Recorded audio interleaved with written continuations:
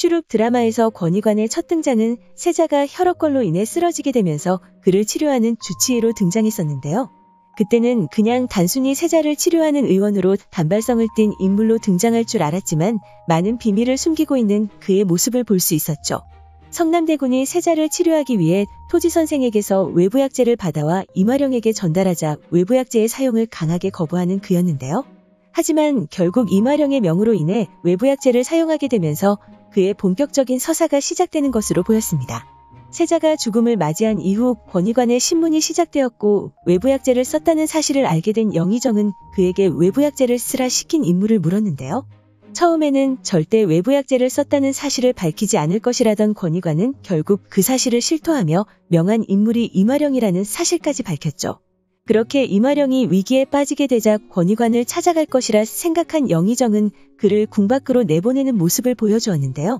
이후 궁을 나와 길을 걷던 권위관은 갑자기 성남대군이 그리 찾아 헤매던 토지선생을 만나는 모습을 볼 수 있었습니다. 그리고 토지선생에게 오랜만에 뵙는다는 말을 남기고 이후 그의 모습은 더 이상 나오지 않은 상태이죠. 그렇게 토지선생과 권위관은 우리들에게 많은 의문점을 남긴 채 더 이상 등장하고 있지 않은 상태인데요. 그 두 사람의 모습을 보고 들었던 많은 추측들 중에 어쩌면 권위관이 토지선생의 아들이 아닐까라는 생각이 들었습니다. 이전 영상에서 토지선생이 이마령이 찾던 태인세자의 혈액거를 치료했던 유상욱일 거라는 말씀을 드렸었는데요.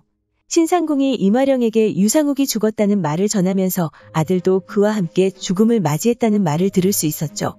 그렇게 만약 토지선생이 유상욱이 맞고 권위관이 그런 토지선생의 아들이라고 한다면 권위관도 아버지와 자신을 죽이려 했던 대비와 영의정에게 적대감을 가지고 있을 거라는 생각이 들었는데요.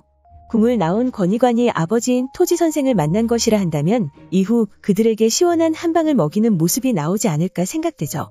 그리고 권위관이 어떻게 그들에게 복수를 하게 될지 생각해보던 중 떠오른 한 가지 장면이 있었는데요. 그 장면은 바로 권위관과 황귀인이 연분을 나누고 있었던 장면이었습니다. 황귀인이 아버지인 영의정을 찾아가 추국을 멈춰달라 부탁하며 권위관에게 세자에게 해가 될 수 있는 약을 꺼냈다는 사실을 털어놓았는데요. 그 장면을 통해 권위관과 황귀인의 관계를 확인할 수 있었죠. 그리고 이후에도 옥에 갇힌 권위관을 찾아가는 황귀인의 모습까지 함께 볼 수 있었습니다.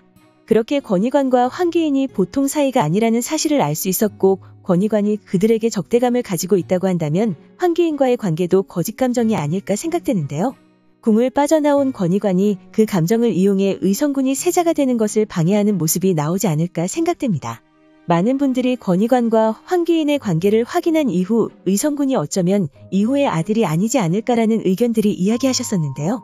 저도 어쩌면 의성군이 이호의 아들이 아닌 황귀인과 권위관의 사이에서 태어난 아들이 아닐까라는 생각이 들었습니다.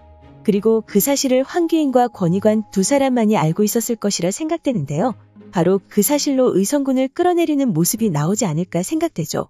이전 영상에서 보검군이 시험을 포기하게 되면서 성남대군과 의성군이 세자의 자리를 두고 경쟁을 펼치는 모습이 나올 거라 예상했었는데요. 그렇게 두 사람의 대결 구도가 펼쳐지던 중 의성군을 지지하던 대비와 영의정으로 인해 의성군에게 유리한 상황이 나올 것이라 생각되죠. 이후 어쩌면 의성군이 세자의 자리에 오르게 되는 모습도 나오지 않을까라는 생각이 들었는데요. 바로 그때 나타난 권위관이 의성군이 이호의 아들이 아닌 자신과 황귀인의 아들이라는 사실을 밝히게 되면서 의성군이 세자의 자격을 박탈당하는 것이 아닐까 생각됩니다. 그렇게 결국 결정적인 순간에 나타난 권위관으로 인해 의성군이 몰락하게 되고 결국 성남대군이 세자가 되는 모습을 볼 수 있을 거라 생각되는데요. 그 모습이 이번 주 방영될 9화와 10화에서 나올 내용이라 생각되기 때문에 성남대군이 세자가 된 이후 어떤 스토리가 펼쳐질지 궁금해지는 상황이죠. 아직까지 청하와의 서사와 의성대군이 왜 궁 밖에서 자라야 했는지도 밝혀지지 않은 상태이지만 성남대군이 왕이 되는 것이 메인 스토리인 만큼 메인 빌런이 벌써 몰락하게 되는 것도 빠르다는 느낌인데요.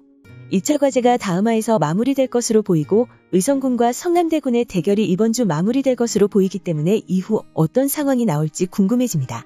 과연 이번 주 성남대군이 세자가 되는 모습을 볼 수 있을까요? 오늘 준비한 영상은 여기까지입니다. 시청해주셔서 감사합니다.